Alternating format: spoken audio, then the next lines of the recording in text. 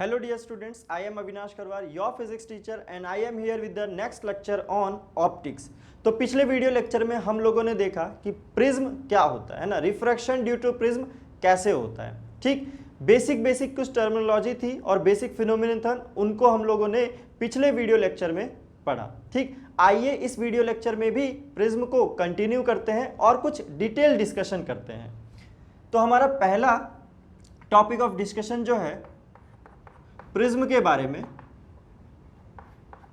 वो है कि टाइप ऑफ प्रिज्म, है ना, टाइप ऑफ प्रिज्म। तो प्रिज्म जो है मेनली हमें दो तरह के पढ़ने हैं, एक थिक प्रिज्म और थिन प्रिज्म। पिछले वीडियो लेक्चर में हम लोगों ने थिक प्रिज्म के बारे में पढ़ा। इस वीडियो लेक्चर में आइए हम लोग पहले शुरुआत करते हैं थिन प्रिज्म से। थिन प्रिज्म, तो देखिए कि थिक प्रिज्म और थिन प्रिज्म में बेसिकली अंतर क्या है। तो थिन प्रिज्म जो होता है हमारा, उसमें सिर्फ ये अंतर होता है कि रिफ्रैक्टिव इंडेक्स तो भाई जिस मीडियम मटेरियल का बना हुआ है उसका फिक्स रहेगा। यहाँ थिन प्रिज्म में जो एपेक्स एंगल हम लोग बोलते थे, वो एपेक्स एंगल काफ़ी छोटा होता है। Apex angle is very small, इतना स्मॉल कि इट इज लगभग लेस देन 10 डिग्री, है ना, 2 degree 4 degree 5 degree anything, but it should be less than 10 degree. तो जब भी आपको ऐसा प्रिज्म देखने को मिले जिसमें उसका एक एंगल, है ना, apex angle less than 10 degree हो, तो हम लोग क्या बोलेंगे कि उस तरह का जो प्रिज्म है वो क्या हो जाएगा, थिन प्रिज्म हो जाएगा। ठीक, थिन प्रिज्म में जरा रिफ्रैक्शन को देखते हैं कि कैसे होता है रिफ्रैक्शन। तो लेट्स से कि ये इंसिडेंट रे है, ये रिफ्रैक्शन हुआ पहला, ये दूसरे पे रिफ्लेक्शन हुआ और ये इमर्जेंट रे है। तो हम लोग क्या देख रहे हैं कि रिफ्रैक्शन जो फिनोमिनन है वो थिन प्रिज्म हो या थिक प्रिज्म हो, है ना, दोनों में सेम ही हो रहा है। तो अंतर क्या है, देखिए अंतर क्या है कि हमने लिखा था कि delta is equal to I plus E minus A, है ना, ये लिखा था। अब यहाँ पे देखिए ज्योमेट्रिकली ए बहुत ज़्यादा छोटा है ना, ए बहुत ज़्यादा छोटा है, तो जो प्रिज्म बनेंगे वो कैसे प्रिज्म बनेंगे, ऐसा प्रिज्म बनेगा हमारा, है ना, बहुत ही स्मॉल एंगल वाले प्रिज्म बनेंगे। तो इसमें अगर लाइट पड़ती भी है तो जो डेविएशन होगा वो डेविएशन बहुत ज़्यादा छोटा होगा, है ना, यानी कि ये जो डेविएशन है वो भी क्या होगा, डेविएशन इज ऑल्सो स्मॉल। दिख रहा है ज्योमेट्रिकली, है ना, ये डेविएशन जो आएगा, क्योंकि जितना थिन प्रिज्म होगा वो उतना ही लाइट को कम डेविएट कर पाएगा, है ना, जितना ज़्यादा थिक रहता उतना ही ये एंगल ज़्यादा रहेगा और उतना ही ज़्यादा पॉसिबिलिटी किसका, मैक्सिमम एंगल ऑफ डेविएशन का। चलो ये बात हो गई। आइए प्रिज्म फॉर्मूला जो है उसे थोड़ा डील करते हैं कि अगर ए छोटा है, if A and delta R small, तो प्रिज्म फॉर्मूले पे क्या अंतर पड़ेगा। प्रिज्म फॉर्मूला क्या है, हमने लिखा था कि mu is equals to sine delta M plus A divided by 2 whole divided by sine A by 2, है ना। कैसे आया ये पिछले वीडियो लेक्चर में मैंने अच्छे से एक्सप्लेन किया है। अगर आप लोगों ने देखा है तो अच्छी बात है, जिसने नहीं देखा है वो प्लीज़ उस वीडियो को जाके एक बार देख ले, समझ ले, ताकि इस वीडियो लेक्चर में कोई दिक्कत ना हो। तो म्यू, है ना, ये हमने लिखा कैसे, तो सिंपल स्नेल्स लॉ यूज़ किया है यार, है ना, और डेल्टा एम और ए तो बेसिक टर्मिनोलॉजी है जो पिछले वीडियो लेक्चर में बताया था मैंने। तो अब देखिए हम लोग म्यू क्या लिख सकते हैं कि डेल्टा एम अगर छोटा है, ए भी छोटा है, तो ये जो क्वांटिटी बनी है delta M plus A by 2, ये भी तो बहुत ज़्यादा छोटी होगी। तो उस केस के लिए हम लोग लिख सकते हैं कि sine I is approximately equal to I which is equal to 10i, है ना। मैथ्स की सिंपल सी प्रॉपर्टी है ट्रिग्नोमेट्री की कि आई अगर आर्ग्यूमेंट बहुत ज़्यादा छोटा हो तो साइन आई और आर्ग्यूमेंट दोनों बराबर हो जाते हैं। ठीक, यानी कि इसको हम लोग लिख सकते हैं delta M plus A by 2 upon A by 2, यानी कि ये देखिए कितना आ गया, delta M plus A divided by A, है ना। It implies mu is equals to mu into A is equals to delta M plus A, यानी कि delta M is equal to, है ना, यहाँ पे क्या था, मिनिमम वैल्यू थी, ये ध्यान रखिए, मैक्सिमम और मिनिमम से कंफ्यूज नहीं होना। यहाँ क्या लिखा था हम लोगों ने, मिनिमम के लिए ये डिराइव किया था, तो अभी मिनिमम है, delta M will be equal to mu into A minus one, दिख रहा है आपको, है ना, ये इधर आएगा तो ए माइनस वन हो जाएगा, यानी कि ये देखिए डेल्टा एम, है ना, angle of deviation produced by thin prism के लिए हम लोगों ने एक सिंपल सा फॉर्मूला डिराइव किया है in terms of refractive index of prism and apex angle. गौर कीजिए, देखिए ये एंगल ऑफ इंसिडेंस पे डिपेंड नहीं कर रहा है कि एंगल ऑफ इंसिडेंस आपका कुछ भी हो, एंगल ऑफ डेविएशन यही आएगा। ऐसा क्यों है, क्योंकि प्रिज्म बहुत ज़्यादा थिन है, एंगल ऑफ इंसिडेंस आप वेरी भी करेंगे तो जो डेविएशन है वो बहुत ही माइन्यूट डिफरेंस आएगा उसमें, इसलिए डेल्टा एम की वैल्यू फिक्स आ रही है ना, it is irrespective of angle of incidence. ठीक, तो डेल्टा एम की ये हमने वैल्यू नहीं की है, कितनी, mu into A minus one. आइए इस पे बेस्ड कुछ क्वेश्चन करते हैं हम लोग इस कॉन्सेप्ट को क्लियर करने के लिए।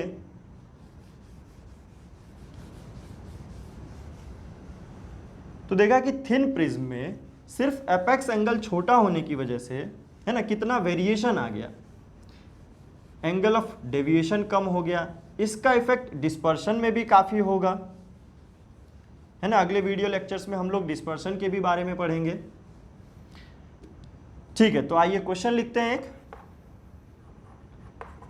सिंपल सा प्रॉब्लम है कि एक प्रिज्म दिया हुआ है आपको,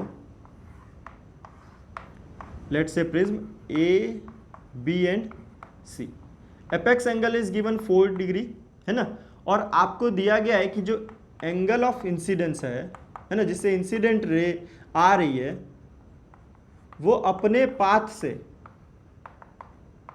2 डिग्री डेविएट हो गई है ना, यानी कि एंगल ऑफ डेविएशन हम लोग को गिवन है कि 2 डिग्री है। पूछा गया कि find for this find refractive index of prism, prism का रिफ्रैक्टिव इंडेक्स कितना होगा, ये पूछा गया है। ठीक, तो अगर आप सिंपल रिफ्रैक्शन से करने जाएंगे तो बहुत ही लंबा तरीका हो जाएगा, है ना। सिंपली हम लोगों ने क्या डिड्यूस किया कि delta M is nothing but mu into A minus one, यानी कि यहाँ से हम लिख सकते हैं कि mu is equals to delta M by A plus one, है ना, mu is equals to delta M, ये क्या हो जाएगा, नीचे आ जाएगा, तो म्यू की वैल्यू ये आ जाएगी। ठीक, कुछ गड़बड़ है क्या, mu into A minus one, ये डेल्टा एम की वैल्यू लिखी हम लोगों ने। ठीक, सॉरी उल्टा लिख दिया मैंने, म्यू की वैल्यू थी ये, है ना, क्या है, म्यू के लिए लिखा था prism formula, mu is equals to delta M into A minus, ओहो, minimum deviation delta M is equals to mu into A minus one, ये लिखा, यानी कि delta M is equals to mu A minus mu. Solve करेंगे तो mu is equals to delta M upon A plus one, तो क्या आ जाएगा, देखिए mu will be equal to delta M, delta M की वैल्यू देखिए क्या है, 2 डिग्री दी हुई है, एपेक्स एंगल कितना दिया हुआ है 4 degree, plus one, half plus one, ये कितना आ गया 3/2, यानी कि म्यू की वैल्यू कितनी आ गई 3/2, यानी कि refractive index of prism should be कितना 3/2 होना चाहिए। अगर ऐसा होना है तो डेविएशन इतना और एपेक्स एंगल ऐसा होना है तो रिफ्रैक्टिव इंडेक्स कितना होना चाहिए 3/2 होना चाहिए। चलिए बढ़िया है। आइए इसी पे एक क्वेश्चन और करते हैं, इसी कॉन्सेप्ट पे बेस्ड। ये थोड़ा सा हम लोग कह सकते हैं कि प्रॉब्लम अच्छा है ना, हालांकि सिंपल क्वेश्चन है। दूसरा एग्जांपल देखिए क्या है कि एक मिरर प्लेस्ड है इस तरीके से, इस मिरर पे इंसिडेंट रे आ रही है ना, इस तरीके से यहां से मिरर जो है वो लाइट को बिल्कुल परपेंडिकुलरली वर्टिकली नीचे भेज दे रहा है। यहां पे एक प्रिज्म लगा हुआ है, this is again thin prism. कैसा है, थिन प्रिज्म है, तो हमें पता है क्या होगा, रिफ्रैक्शन होगा, रिफ्रैक्शन होगा तो लाइट डेविएट हो जाएगी अपने ओरिजिनल पाथ से। ये लाइट का ओरिजिनल पाथ था, ये क्या हो जाएगा एंगल ऑफ डेविएशन। ठीक, ये जो प्रिज्म है इसके बारे में दिया हुआ है कि mu is equal to 3/2 and apex angle A is 4 degree. ठीक, पूछा क्या गया है हमसे, देखिए कि फाइंड या by how much angle mirror should be rotated so that, है ना, emergent ray becomes vertical, है ना, वर्टिकल हो जाए। तो मिरर को कितना रोटेट किया जाए कि ये जो डेविएशन आया है वो डेविएशन आए, बट फाइनल जो इमर्जेंट रे है वो कैसे हो जाए, वो वर्टिकल हो जाए, यानी कि वो इस तरीके से हो जाए। ठीक, तो सबसे पहले तो हमें ये चेक करना पड़ेगा कि डेविएशन एक्चुअली में है कितना। तो आइए डेविएशन देखते हैं। तो डेविएशन सॉल्व करेंगे हम लोग। फॉर डेविएशन क्या लिखेंगे कि delta is equal to mu into a-1 which is equal to mu की वैल्यू क्या लिखेंगे 3/2 इंटू ए इज 4 माइनस 1, यानी कि देखिए डेविएशन कितना आ जाएगा 3/2 इंटू 4 माइनस 1, 4 माइनस 1 इज 3, है ना। तो ये कितना हो गया 3 3 9, 9/2, है ना। डेविएशन कितना आ गया 4.5 डिग्री। अच्छा, ये फॉर्मूले में कुछ गड़बड़ है क्या, है ना। फॉर्मूला हम लोगों ने क्या लिखा कि म्यू इज इक्वल टू, है ना, mu is equal to a plus delta m/2 divided by a/2, इस 2 से 2 खत्म, यानी कि यहाँ क्या आ गया 1 plus delta m/a is equal to mu, है ना। ये फॉर्मूला हम लोग यूज़ करेंगे। ठीक, तो सॉल्व करेंगे तो क्या आएगा mu into A minus A is equal to delta m, यानी कि mu a-1 is equal to delta m। ये लिखा है हम लोगों ने, बिल्कुल सही लिखा है। तो म्यू की वैल्यू दी हुई है 3/2, फाइन। ए दिया हुआ है कितना 4 डिग्री माइनस 1 कितना आ जाएगा 3/2 इंटू 3, 3 3 9/2, 4.5 डिग्री, बिल्कुल सही है। तो डेविएशन निकल गया, है ना, कि डेविएशन कितना आया, deviation, angle of deviation delta is equal to 4.5। अब एंगल ऑफ डेविएशन अगर हमें मिल गया है ना, तो हमें पता है कि ये 4.5 डिग्री है। ठीक, ये 4.5 डिग्री है। तो देखिए मिरर का कॉन्सेप्ट, रोटेशन ऑफ मिरर का कॉन्सेप्ट यूज करें अगर हम लोग, तो इस रे को कितना रोटेट करना है 4.5 डिग्री, यानी कि रोटेटेड एंगल, है ना, रिफ्लेक्टेड रे का, रिफ्लेक्टेड रे याद कीजिए, मिरर का कॉन्सेप्ट 4.5 डिग्री है, तो मिरर को इसके आधा एंगल रोटेट करना पड़ेगा, है ना, कितना 2.25 डिग्री रोटेट करना पड़ेगा। किधर रोटेट करेंगे 2.25 डिग्री, देखिए तो अगर इसको आगे रोटेट करते हैं तो ये जो लाइन है ना, इंसिडेंट रे, ये इस तरफ रोटेट हो जाएगी। हमें क्या करना है इसको इस तरफ, यानी कि इसको इस सेंस में रोटेट करना पड़ेगा।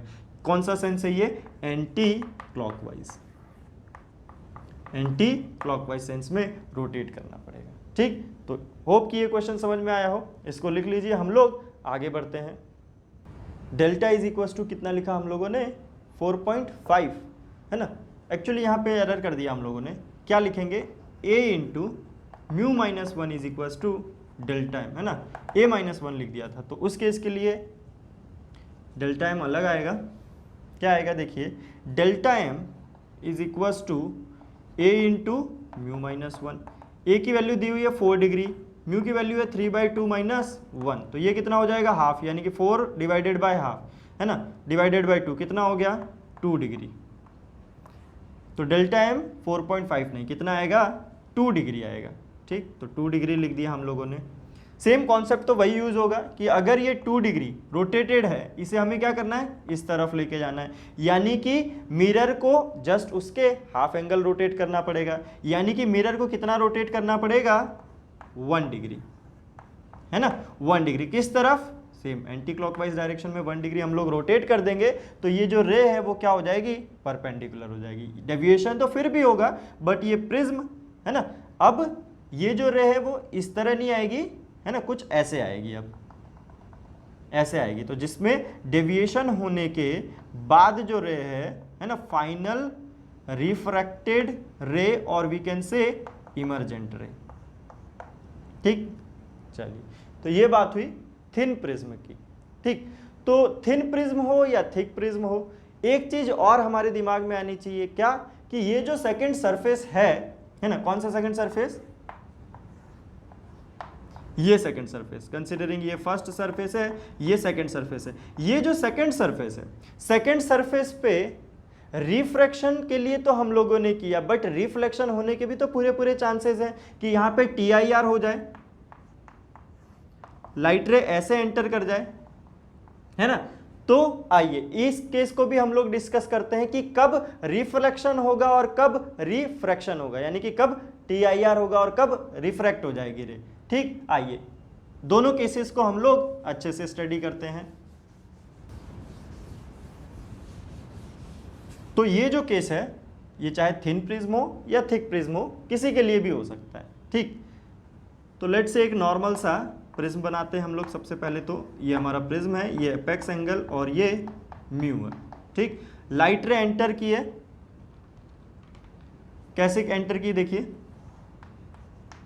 ये इंसिडेंट रे है ना, ये angle of refraction 1, this is R2 and this will be our emergent angle. ठीक, ये रिफ्रैक्शन हो गया। अब हम लोगों ने कहा कि एक केस ऐसा होगा जिसमें इमर्जेंट रे मिले ही नहीं, है ना, क्या हो कि TIR हो रहा हो, यानी कि ये उसके लिए मैक्सिमम पॉसिबिलिटी केस हो। दूसरा केस ये हो कि TIR ना हो, सिर्फ और सिर्फ रिफ्रैक्शन ही हो, है ना। तो क्या होगा, चलिए देखते हैं हम लोग। पहला केस लिखते हैं। ठीक, पहला केस लिखेंगे कि first case, no emergence, no emergence. देखिए नो इमर्जेंस का क्या मतलब है, ओनली, है ना, refraction, no TIR, no reflection. Reflection से मेरा मतलब है टोटल इंटरनल रिफ्लेक्शन। ठीक, नो इमर्जेंस, नो इमर्जेंस मतलब बाहर नहीं, ओके सॉरी उल्टा लिख दिया हम लोगों ने, क्या, ओनली TIR। ये केस क्या हो जाएगा, ओनली रिफ्लेक्शन वाला, है ना, क्योंकि इमरजेंस नहीं हो रहा है, यानी कि इमरजेंट रे बाहर नहीं निकली, इमरजेंट रे बाहर नहीं निकली, इसका मतलब रेज जो है वो क्या हो रही है, रिफ्लेक्ट हो जा रही है। तो ठीक, इसके लिए देखते हैं रेज रिफ्लेक्ट हो रही है तो क्या केस हो रहा होगा। ठीक, तो रेज रिफ्लेक्ट अगर हो रही है तो इसका मतलब है कि मैक्सिमम पॉसिबिलिटी क्या हो सकती है कि इमरजेंट एंगल, है ना, 90 डिग्री हो जाए, रेज तभी तो बाहर नहीं निकलेगी। ठीक, तो अगर इमरजेंट एंगल 90 डिग्री हो जाए, so E should be equal to 90 degree, है ना, E को 90 डिग्री, या फिर क्या होना चाहिए, 90 डिग्री ना हो तो, है ना, ये क्रिटिकल केस होगा जिसपे रेज इस तरीके से निकले। बाकी क्या हो सकता है, ठीक है, अंदर रह सकती है। तो यानी कि R2 की वैल्यू और ज़्यादा हुई क्रिटिकल एंगल से तो क्या हो जाएगी, रेज अंदर रह जाएगी। तो वो सारे केसेस क्या होंगे, इंक्लूड कर लेंगे हम लोग। तो E इक्वल टू 90 डिग्री होना चाहिए। तो इसका मतलब क्या है कि R2 की वैल्यू क्या होनी चाहिए, क्रिटिकल एंगल होनी चाहिए, जिसको हम लोग C से डिनोट करते हैं। C is critical angle, critical angle. देखिए क्रिटिकल एंगल से क्या मतलब है। अब तो हम लोगों ने बोला कि नो इमरजेंस, है ना, नो इमरजेंस का मतलब है कि R2 की वैल्यू जो है वो क्या होनी चाहिए, it should be greater than critical angle, तभी तो इमरजेंट रे नहीं मिलेगी हमें। यानी कि अगर ये केस श्योर करना है ना, एंश्योर करना है कि नहीं, है ना, इमरजेंट हमें मिलेगा ही नहीं, तो R2 की जो सबसे छोटी वैल्यू हो वो भी क्रिटिकल एंगल से बड़ी होनी चाहिए, है ना, तभी तो सारे के सारे वैल्यूज क्रिटिकल एंगल से बड़ी होगी और हमें कोई इमरजेंट रे नहीं मिलेगी। तो R2 मिनिमम, यानी कि अब देखिए R2 मिनिमम को क्या लिख सकते हैं, A minus R1 minimum should be greater than C, because we know A is equal to how much, R1 plus R2, है ना। तो यहां से हम लोगों ने लिखा ये A माइनस R1। ठीक, तो अब देखिए A माइनस R1 मिनिमम होने के लिए R1 को क्या होना पड़ेगा, मैक्सिमम होना पड़ेगा। For this R1 should be maximum होना चाहिए ना, R1 को मैक्सिमम, ये वैल्यू जब मैक्सिमम पे होगी तभी तो ये पूरी वैल्यू मिनिमम होगी। अब R1 मैक्सिमम वैल्यू कितनी हो सकती है R1 की, तो देखिए R1 जो है इसकी तो मैक्सिमम वैल्यू क्रिटिकल एंगल हो सकती है, यानी कि जब I बढ़ेगा तो R1 भी बढ़ेगा, लेकिन I बढ़ के कितना हो सकता है, 90 डिग्री हो सकता है मैक्सिमम। तो I अगर 90 डिग्री हुआ तो R1 कितना हो जाएगा, क्रिटिकल एंगल, यानी कि वो क्या हो गया, उसकी मैक्सिमम पॉसिबल वैल्यू हो जाएगी, यानी कि R1 is equal to critical angle, है ना, क्रिटिकल एंगल। तो देखिए इसमें पुट करते हैं तो क्या आएगा, A माइनस सी, है ना, should be greater than C। अगर एक हम लोग पर्टिकुलर केस की बात करें, है ना, किसकी बात कर रहे हैं, यहां पे रिफ्रैक्शन कैसा हो रहा है, 90 डिग्री एंगल ऑफ इमर्जेंट वाला, यानी कि देखिए क्या आ गया हमारे पास कि A should be greater than और इक्वल टू C, ना, बहुत ही इंपॉर्टेंट रिलेशन है कि A should be greater than और equal to 2C। Equal to 2C पे क्या होगा, है ना, ये इमर्जेंट जो है 90 डिग्री वाला केस आ जाएगा, इक्वल टू 2C पे। ग्रेटर देन 2C पे क्या होगा, फिर श्योर हो जाएगा कि जो भी आप एंगल ऑफ इंसिडेंस रखें, इररिस्पेक्टिव ऑफ दैट आपकी रे अंदर ही रहेगी प्रिज्म के, टोटल इंटरनल रिफ्लेक्शन होगा, रे रिफ्रैक्ट नहीं होगी। कब, जब प्रिज्म को ऐसा डिजाइन किया गया है कि उसका एपेक्स एंगल 2C से बड़ा रखा गया है। ठीक, तो ये एक केस हुआ, कब, जब कोई इमर्जेंट रे नहीं मिले, यानी कि दूसरे सरफेस पे क्या हो रहा, टोटल इंटरनल रिफ्लेक्शन। आइए इस पे एक और केस बचेगा अभी, है ना, कि रे जो है वो रिफ्रैक्ट ही हो, यानी कि टोटल इंटरनल रिफ्लेक्शन न हो। सेकंड केस क्या हो जाएगा, refraction occurs at second surface, है ना, यानी कि कह सकते हैं नो टोटल इंटरनल रिफ्लेक्शन, किसी भी केस में इंटरनल रिफ्लेक्शन नहीं होगा। इंटरनल रिफ्लेक्शन नहीं होगा तो क्या होगा, देखिए ये हमारा प्रिज्म है ना, ये रिफ्रैक्ट हो गई ये रे, ओके, ये एंगल ऑफ इंसिडेंस, ये एंगल R1, ये एंगल R2 और ये इमर्जेंट रे। ठीक, तो बात की हम लोगों ने कि रिफ्रैक्शन ही हो, है ना। अब रिफ्रैक्शन ही होगा तो उसके लिए तो एक चीज जरूरी है भाई, क्या, कि ये जो R2 है ना, सेकेंड सरफेस की बात कर रहे हैं हम लोग, R2 है वो क्या होना चाहिए, it should be less than critical angle. Critical angle से अगर ज़्यादा हुआ तब तो TIR हो जाएगा। तो अगर ये हुआ तो हम श्योरली कह सकते हैं, चाहे किसी भी केस के लिए अगर ऐसा हो रहा है कि R2 is less than critical angle, यानी कि रिफ्रैक्शन हो रहा है, तो रिफ्रैक्शन अगर हो रहा है तो हम लोग को श्योर करना पड़ेगा कि हाँ रिफ्रैक्शन हो रहा है। तो उसके लिए क्या करना पड़ेगा कि R2 की जो मैक्सिमम वैल्यू है वो भी C से छोटी करनी पड़ेगी। तब क्या होगा, R2 की जितनी भी वैल्यूज है सब C से छोटी हो जाएगी, तो उसके लिए हमेशा रिफ्रैक्शन हो जाएगा। तो फिर हम लोग इसको क्या लिख सकते हैं, A माइनस R1 की maximum values less than C होनी चाहिए।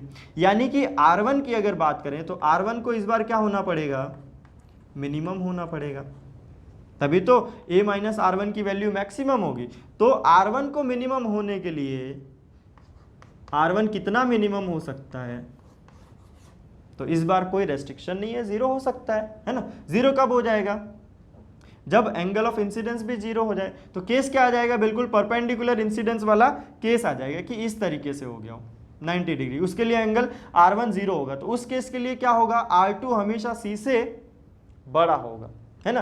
तो R2 अगर हमेशा C से बड़ा होगा तो हमने लिखा कि R1 इज इक्वल टू 0। तो R1 अगर 0 है तो हम लोग यहां से क्या लिख सकते हैं कि A is less than C, A is less than C। और अगर मैं यहाँ पे इक्वल टू का साइन लगाता हूं तो इक्वल टू का साइन लगाने का क्या मतलब है ना, कि क्रिटिकल एंगल के अगर बराबर हो, इक्वल टू का मतलब R2 जो है क्रिटिकल एंगल के बराबर हो जाए, बराबर हो जाएगा तो कौन सा केस आ जाएगा, ये वाला केस, यानी कि रिफ्रैक्शन बाहर नहीं गई है, कैसा हो गया, ग्रेजिंग रिफ्रैक्शन वाला केस हो गया। प्रिज्म के वॉल को जस्ट लाइट ग्रेस करते हुए जा रही है, ठीक, यानी कि A क्या होना चाहिए, it should be always less than और इक्वल टू क्रिटिकल एंगल अगर हमें रिफ्रैक्शन चाहिए तो, है ना। A छोटा रहेगा तो रिफ्रैक्शन हो जाएगा, ठीक।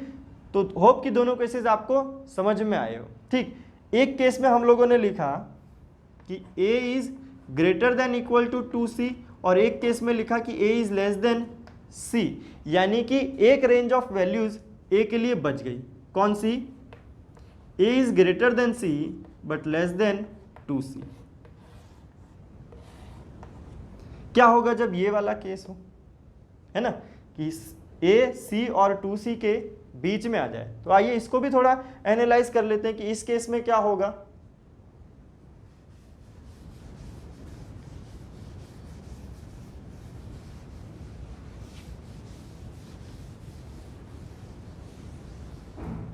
तो देखिए क्या लिखेंगे हम लोग कि a की वैल्यू, ये क्या हो जाएगा, केस 3 हो जाएगा, यानी कि, है ना, केस 3 हो जाएगा। क्या कि a की वैल्यू c से बड़ी है बट 2c से छोटी है ना, इक्वल टू हम लोगों ने उधर इंक्लूड कर लिया था तो इधर एक्सक्लूड कर देते हैं, इसके बीच में है, तब क्या होगा, यानी कि ये हमारा प्रिज्म, ये इंसिडेंट रे, ये इमर्जेंट रे,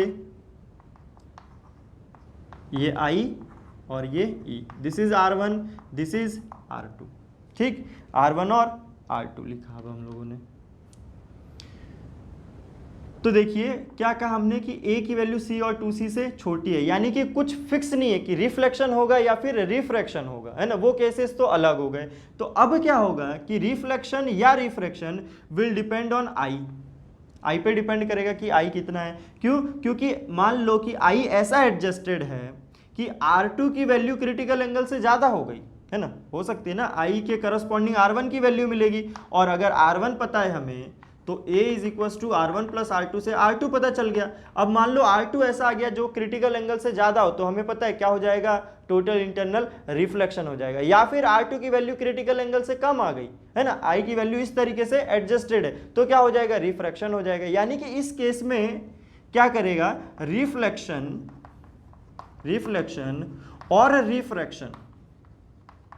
refraction depends on angle of incidence पे डिपेंड करेगा, है ना। हालांकि हम लोग एक पर्टिकुलर वैल्यू निकाल सकते हैं I0, है ना, जिससे कम रखो तो रिफ्लेक्शन या रिफ्रैक्शन होगा, जिससे ज्यादा रखो तो रिफ्लेक्शन या फिर रिफ्रैक्शन होगा। वो क्रिटिकल एंगल, है ना, एंगल ऑफ इंसिडेंस I0 निकाल सकते हैं पर्टिकुलर, जिसकी वैल्यूज के से कम और उसकी वैल्यू से ज्यादा, दो हिस्सों में हम लोग फिर से बांट सकते हैं कि कब रिफ्लेक्शन होगा और कब रिफ्रैक्शन होगा। ठीक, तो आइए एक केस ले लेते हैं जिसमें R2 की वैल्यू क्रिटिकल एंगल के बराबर हो, यानी कि R2 is equal to critical angle. तो इस सरफेस पे अगर लेट्स से ये सेकंड सरफेस है, this is second and this is first surface, क्या लिखा हम लोगों ने कि R2 क्रिटिकल एंगल के बराबर, है ना, C किससे डिनोटेड है, क्रिटिकल एंगल से। तो यहाँ पे स्नेल्स लॉ यूज करते हैं हम लोग, N, है ना, N1 साइन I, यानी कि mu into sine R2 is equal to, है ना, क्या आ जाएगा, बाहर का मीडियम 1 इंटू साइन E, यानी कि साइन R2 जो कि क्रिटिकल एंगल है वो कितना आ गया, 1/μ। यहाँ पे लगाते हैं अब स्नेल्स लॉ फिर से, है ना, ये क्या था, एट सेकेंड सरफेस। अब देखते हैं एट फर्स्ट सरफेस पे क्या लिखेंगे कि N1 1 into sine I, not बोल देते हैं क्योंकि ये पर्टिकुलर केस के लिए निकल रहा है जिसमें R क्रिटिकल एंगल के बराबर हो, ग्रेजिंग एमरजेंस वाला केस हो रहा है। N1 sine I is equal to N2 which is mu into sine R1। Sine R1 को क्या लिख सकते हैं, A माइनस R2, है ना, तो यहाँ से R2 भी लिख सकते हैं हम लोग कि that is nothing but sine inverse 1/μ। तो यहाँ से देखिए I0 की वैल्यू निकल गई कि I0 is equal to sine inverse mu into sine A minus R2, ये आ गई I0 की वैल्यू आ गई, दिख रहा है आपको। अब इस ये जो I0 है ये कैसी वैल्यू हो गई, ये क्रिटिकल वैल्यू हो गई एक, है ना, जिसपे क्या हो रहा है, ग्रेजिंग इमरजेंस हो रहा है, यानी कि ना ही रिफ्लेक्शन और ना ही रिफ्रैक्शन। हालांकि ये जो केस है वो कैसा होता है, रिफ्रैक्शन के अंदर आता है। ठीक, अब देखिए आई नॉट की वैल्यू अगर बढ़ाई गई है ना, ये जो वैल्यू है इससे बढ़ाई गई तो R1 की वैल्यू बढ़ जाएगी, R1 की वैल्यू बढ़ गई तो R2 की वैल्यू क्या हो जाएगी, घट जाएगी, क्योंकि A तो हमारा फिक्स है इस प्रिज्म का। तो R2 की वैल्यू अगर घट गई है ना, किससे घट गई, क्रिटिकल एंगल से घट गई। तो R2 की वैल्यू अगर क्रिटिकल एंगल से घट गई यानी कि कौन सा केस हो जाएगा, रिफ्रैक्शन वाला, है ना, रिफ्रैक्शन वाला केस हो जाएगा। कब, जब I की वैल्यू आई नॉट से बड़ी है ना। For I greater than I naught refraction will occur, एक लिख सकते हैं हम लोग लाइन। दूसरी लाइन हो जाएगी कि for I less than I naught TIR will occur. क्यों TIR हो जाएगा, अगर आई नॉट से कम हुआ तो R1 की वैल्यू क्या हो जाएगी, और छोटी हो जाएगी। R1 की वैल्यू छोटी हुई तो R2 की वैल्यू बढ़ जाएगी। अब पहले हमने R2 की वैल्यू क्रिटिकल वैल्यू ली थी, क्रिटिकल एंगल, अब R2 अगर बढ़ जाएगा तो क्रिटिकल एंगल से ज्यादा हो जाएगा तो क्या हो जाएगा, टोटल इंटरनल रिफ्लेक्शन। यानी कि I की वैल्यू आई नॉट से कम हुई तो R2 क्या हो जाएगा, क्रिटिकल एंगल से बड़ा हो जाएगा, यानी कि TIR हो जाएगा। तो ये दोनों केसेस आएंगे कब, जब एपेक्स एंगल की वैल्यू C और 2C के बीच में है। तो इसको हम लोग चेक करके क्वेश्चन आसानी से कर सकते हैं कि कौन से रेंज में हमारा एपेक्स एंगल दिया हुआ है। सबसे पहले हमें क्या करना पड़ेगा, क्रिटिकल एंगल फाइंड करना पड़ेगा कि उस प्रिज्म के लिए, उसके मटेरियल के लिए क्रिटिकल एंगल कितना है। ठीक, तो आई होप कि ये पूरा कॉन्सेप्ट आपको समझ में आया हो। आइए इस पे बेस्ड कुछ क्वेश्चंस करते हैं हम लोग, है ना, ताकि ये कॉन्सेप्ट और अच्छे से क्लियर हो हमें।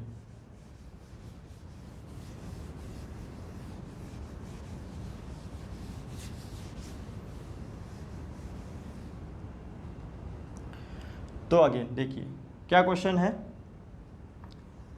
कि we are given with a prism of apex angle 60 degree and refractive index mu is equal to √7/3, है ना, ये दिया हुआ है। हमसे पूछा गया है आई मिनिमम, है ना, minimum possible value of angle of incidence such that TIR occurs at second surface, this is first surface। तो क्वेश्चन क्या बोला मैंने कि फाइंड मिनिमम पॉसिबल वैल्यू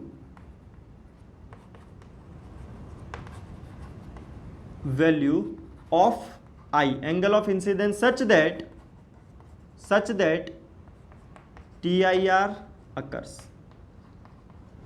कहाँ पे, सेकेंड सरफेस पे, एट सेकेंड सरफेस।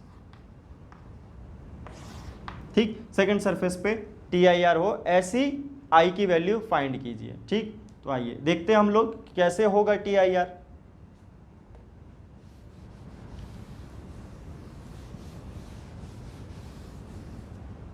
सॉल्व करते हैं हम लोग क्वेश्चन।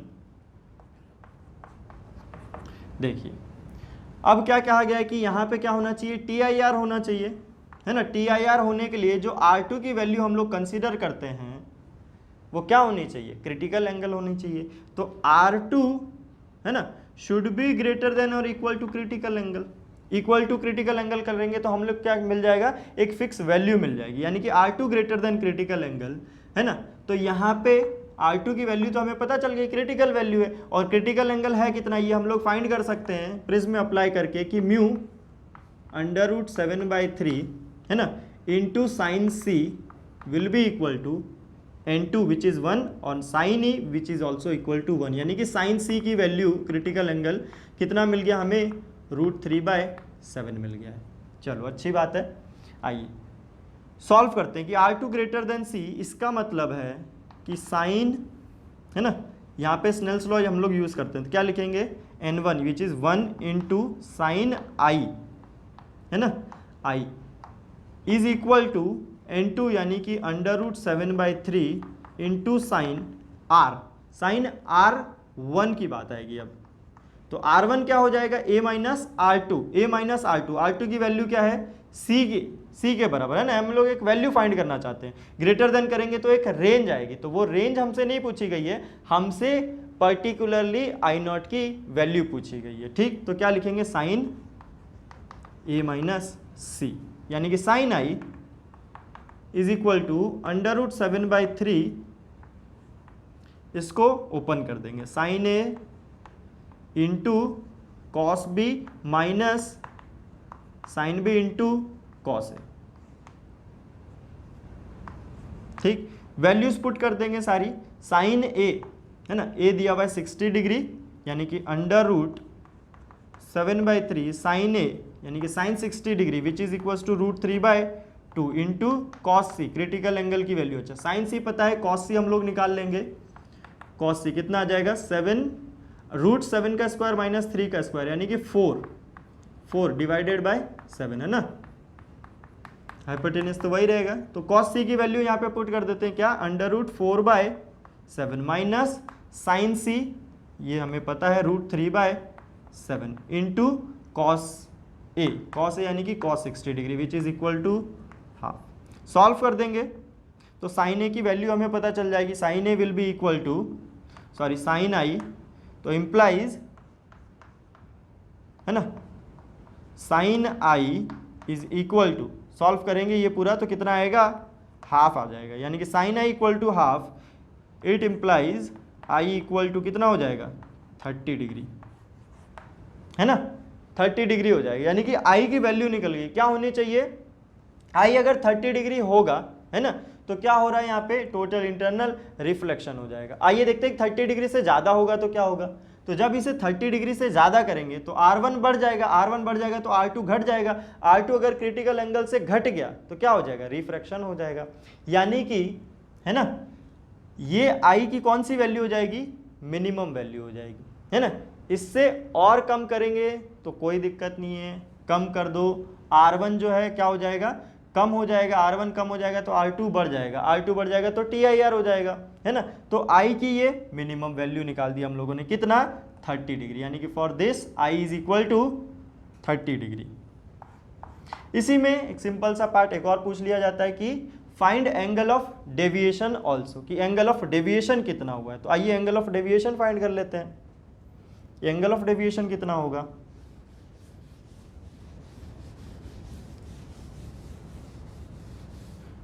देखिए क्या लिखेंगे एंगल ऑफ डेविएशन के लिए कि delta is equal to I plus E minus A.